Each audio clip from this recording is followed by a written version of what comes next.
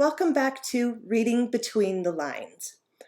Today, my research took me into the world of the Victorian era insane asylum.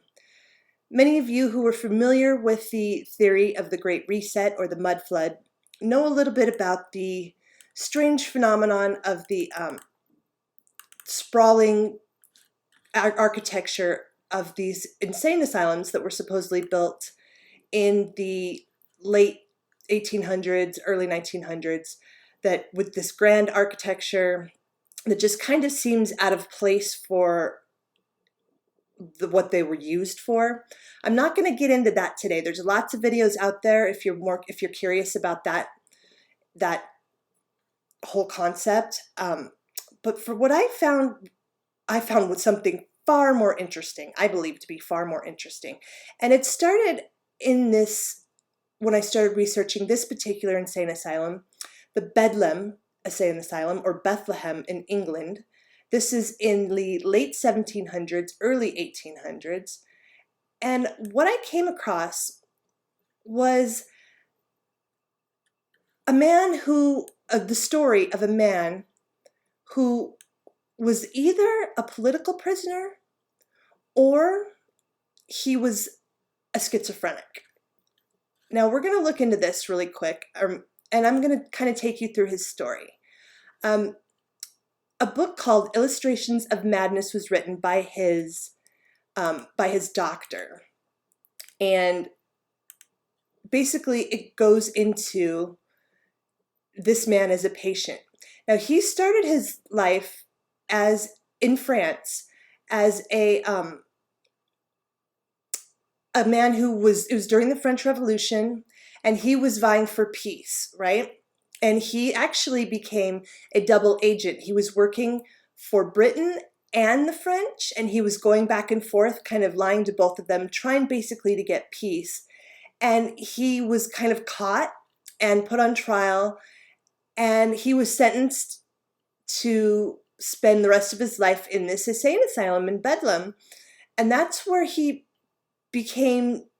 started talking about these, I guess, hallucinations, they said, okay? And it's the very first, it's funny, he was diagnosed paranoid schizophrenia, but I believe that he may not have been schizophrenic. This may be the origin of like the very first MK Ultra. I mean, hear me out here. So he tells this whole story of this machine called the Heirloom and the people behind it who are using chemicals and kind of different theories of the time. This theory of animal magnetism, and anyway, they're forcing thoughts into his brain and into the people's brain, trying to keep the war going and it's just basically the political elite supposedly who are doing this. And he's got names for all the people that are tormenting him, there's a hierarchy involved. I mean, he draws the whole thing out. He really gets into it. So they're weaving heirs into a warp of magnetic fluid, which was directed at his victim. He didn't believe he was the only victim of this. And he was using extrapolations from the science of the day. And so brain sayings and dream workings where thoughts were forced into his brain against his will. He also had different like physical ailments, the dreaded lobster cracking, where the air around his chest was constricted until he was unable to breathe. Now, it's kind of like gang stalking, the beginning of all that. Now, he goes into this and he does drawings and all kinds of stuff, but there's only one doctor that believes he's mad. His family believes he's sane. There's many people who believe that he's sane. In fact, he had a judge even say he was sane at one point, but it ended up getting overturned. So what I wonder is, was this man being tortured? Was he being, I mean, everybody today basically writes him off as a paranoid schizophrenic and that he's hallucinating all these things. But I don't know if that's true. I mean, if he was feeling actual pain, this was during the day of let's see, this was during the day of the beginning of the chemical revolution, okay? This, when they were just discovering different drugs. This man here, he was a contemporary, and these are basically the alchemists of the previous age, um, are now actually figuring things out and beginning to, um, name elements, and there's actually creating different drugs, synthesizing things. Now, I gotta say, these people were not always good people. Now, this guy, he was actually an agent for the French. So, I mean, these people weren't good people. I mean, in the French Revolution, they were cutting people's heads off left and right. Human experiments were done on people during this time, especially in insane asylums. It happened all the time. It was, what people did.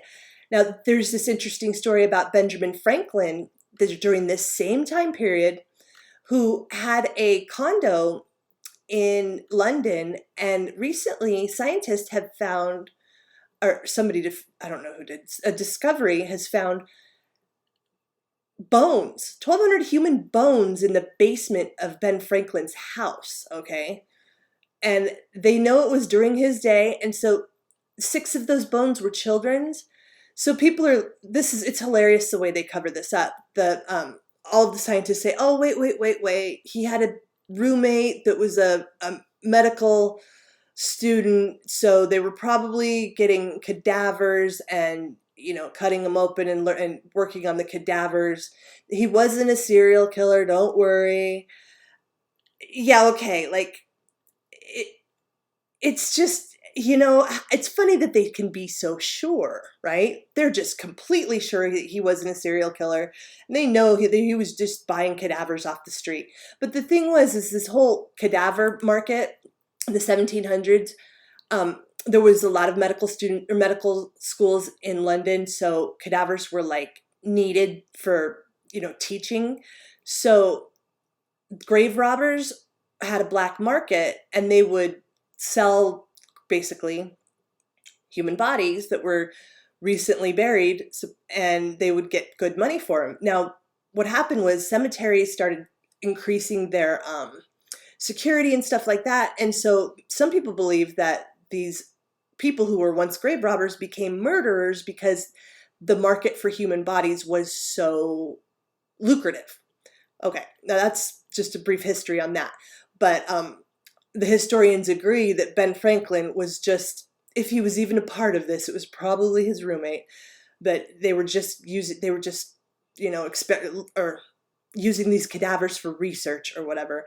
I have a hard time feeling as confident as the historians are in that claim. But my point is that during this time, there was lots of experimenting of people going on, especially in these insane asylums where this guy was sentenced to.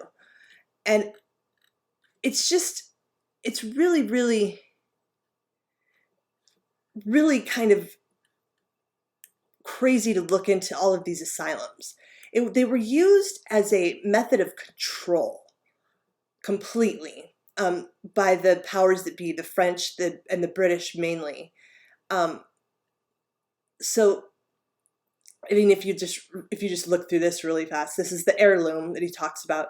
It's the beginning, like the science fiction conspiracy narratives from the X-Files to the Matrix to the Manchurian Candidate.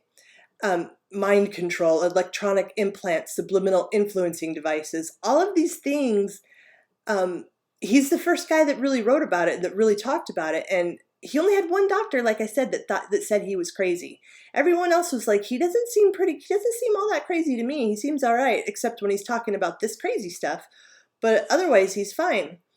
And it's just, it's just really creepy to me. I mean, he had drawings of this machine, and we don't know what happened inside those lunatic asylums, especially inside of Bedlam.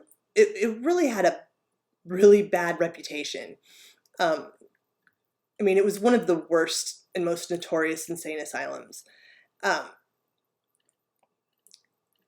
there wasn't anything good going on in here. At first they had tourism going on, but then they actually stopped the tourism because the things they were doing to people were so awful. They didn't want it getting out. They didn't want people knowing what was going on. Um, it's really, really creepy. This was happening at a lot of psychiatric hospitals. It wasn't until the 1850s really that there was reform. And the reason that there was reform was because they had so many more quote unquote insane that they needed to house, right? So I mean, at one point it says that I read somewhere here in this part here, in 1887 there were 80,000 insane asylum patients in England, and 232,000 people in asylums, workhouses, detention centers, and homes for the blind and deaf in America. And this is just in the colonial America. They didn't count all of them out west. So there was a lot of people housed in these things. There was even people in like other colonies in India and stuff that were held in insane asylums. Madness, cannabis, and colonialism. In India, they had all kinds of insane asylums, and they would keep a lot of the natives in there. That they call them ganja smokers, and they would just abuse them and keep them locked up in these asylums, and basically like peer in on them like they were animals. It's just really, really disgusting. But it was definitely used as a means of control, and if there really was a great reset, these insane asylums probably came in great and quite handy as far as controlling the narrative, because people were so afraid to get thrown into an insane asylum. You could get thrown into an insane asylum for being sad, for being for having a baby out of wedlock, for moral deficiencies, just about anything. And then so yeah, this Matthews guy, he was a double agent. So this guy's saying that must be what kind of pushed him over the edge. But really, was he just being punished for being a double agent? I don't know. It's pretty crazy. You ought to look into this and read it. It's a really great story. Anyway, so yeah, there's all kinds of evidence that these things were happening. This guy here, he was a crazy person. Yeah, the chemical revolution, I already touched on that. What else was there? There was, this is the Bethlehem. This is where he was. And it just, experimentation. I just wanted to prove, there was experimentation going on in that asylum. He wasn't the only political prisoner to be thrown into this place. Somebody who tried to assassinate King Charles or something was thrown into here. There's a massive grave next to it, which was only discovered a few years ago, just filled with bones, tons of bones. Nobody even knows how many people died there. And it's just horrific. It's really horrific to think about being able to have somebody, the law basically declare you insane. And like this guy, James Tilley, there wasn't anything he could do. He was saying, these people are doing all these things to me. And they're like, oh, you're just crazy. You're just crazy. I mean, they could beat people, brutalize them, and just there's nothing you could do. You have complete loss of freedom. And worse, it's the, what do they call it? The worst gaslighting of all time. It's really, really gross. And at this time, there was people, this is another part. Okay. So part of James's theory is he used the idea of this guy who was the modern era of hypnosis. He was like the father of hypnosis. And with the heirloom machine, he said that the ideas of this guy, which was, I forget the name of it, Mesmer, animal magnetism and mesmerism, that these theories were being used against him, right? Well, this guy is the father of hypnotism. So, like, were they giving this kid drugs? I mean, they very well could have been giving him drugs and whispering things to him and hypnotizing him. I mean, I could see it because I mean, it wasn't that much later, that much longer, not even like maybe a generation later, when our country is doing is handing out LSD to people and starting the MK Ultra. I mean, to me, I would think this would be the beginnings of the MK Ultra. Who knows what they were doing in those insane asylums, right? Were they changing people, like re-educating people? Is when it comes to this whole idea of the Great Reset and the French Revolution definitely is very suspicious. It has something to do. If there was a Great Reset, the French Revolution was involved. Um, Definitely, as far as changing the history. I mean, books were burned, books were banned, things were just changed. History was basically changed during that time. I believe that 100%. And another thing is there was hospital or what it was, prisoners of war during this time. There was 1/4 million prisoners of war were held in Britain. So I mean, during this time, it seems like a large portion of the population were either in some sort of institute or asylum of one or another, or were in a prisoner of war camp perhaps, or just basically held against their will in one form or another, and the rest were probably terrified. Now, of course, there was still the witch trials going on during this time, and then the Spanish Inquisition was kind of petering out, but I mean, the elite of this age really could have done whatever they wanted as far as changing the history because they had complete control over everything. Um, and these insane asylums were definitely a tool. And I think that this guy, what is he? James Tilly Matthews was actually almost he lived quite a while, and he eventually actually was like allowed to go out on the grounds, and he was allowed to like have a semi decent life within this insane asylum. He wasn't allowed to leave or anything, but they called him the heirloom gang. So he he's still a paranoid conspiracy. Like, do they know that that's what it was? Because he was a very intelligent man otherwise, and usually schizophrenia shows up like at a certain age, right? But this was later than that. Like his quote unquote schizophrenia showed up way later than normal. And also, I mean, he was a double agent. I mean, he knew he wasn't a dumb person. He was, I believe, perhaps being punished, And then at this time, it's the golden age of the of pharmacy with drugs. I mean, he could have been being drugged, and all kinds of things could have been going on with him. You know what I mean? Um, so yeah, we live in a world of drugs today, but this was medicinal chemistry. I mean, as early as the 1790s, they were coming up with new drugs, and we don't have. If they had stuff, it's not all in the easily available histories either. And then even just something like marijuana, under the right circumstances, could make a person hallucinate. Um, and I think this is the beginning of all of that, and that's why you can't really find too much more about it. The animal magnetism, that's the guy that did hypnotis, or that is the father of hypnotism. So,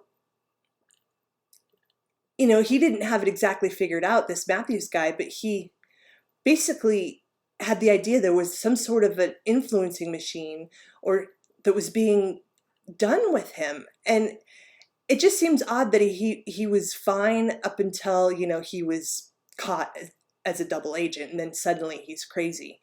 Um, Reminds me of like the Clockwork Orange stuff. So I just wonder, I mean, I might even look more into this, see what I can find. But I believe that this might have been the beginning of the MK Ultra style experiments on people, on influencing the brain, influencing the mind, influencing the mob. I mean, the whole French Revolution was a study in the danger of the mob and what the mob is capable of. And the other thing is the French Revolution scared the elite. It scared them. And so after that happened, they really wanted to have a hold on the populace. And that's why a lot of these insane asylums were used um, as a means of control. I mean, between the fear of being put in one and actually the people that were put in one, the numbers were just insane. This is an old one that just doesn't seem like it would have been an insane asylum. Looks like it was built for something else. Looks like it's the top of a building, honestly. You know, the rest of it's under there or something. But I mean, it seems like they repurposed some of these buildings, put a bunch of people in it that were talking too much, or that, you know, for re-education or whatever. And they could kill the people that were in these insane asylums could be killed with impunity. I mean, it wasn't as if they had any rights.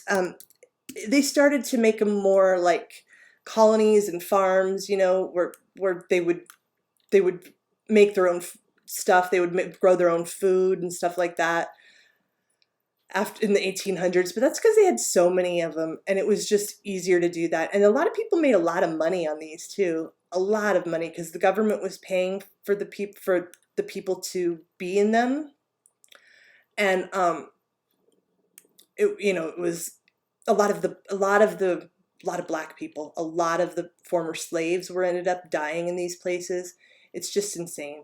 And, you know, there was some reforms, but there was for a while, I mean, if you were sentenced to go to an insane asylum, then you were screwed. You had no rights at all.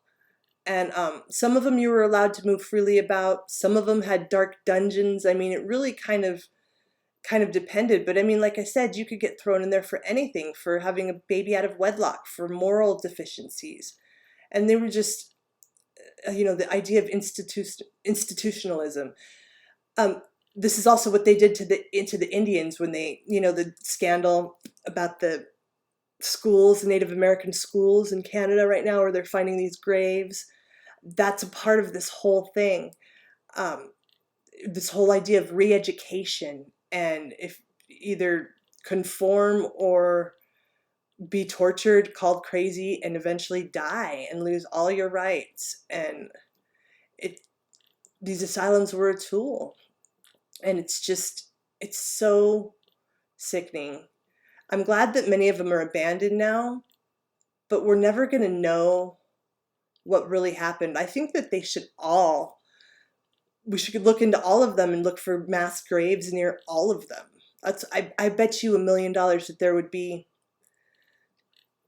graves near almost every single one of these institutions. Anyway, it's creepy. And that story of what's his name? James Tilly Matthews really caught my attention. Really caught my attention. I think that there's something definitely more to that story than what we're told. And yeah, so that's where we're going to end this one today, guys. Kind of a sad one. But look into James Tilly and the Heirloom Gang. You'll see what I'm talking about. I bet you they're connected to, it's the beginnings of the MK Ultra. These same people, you know, that did this to him, started all kinds of medical societies, pharmaceutical societies, and, you know, which has always been tied with the government and CIA and things like that. So it's basically just the beginning of one long, continuous string of abuses, in my opinion. All right, you guys have a wonderful day, and I will talk to you later. Bye-bye.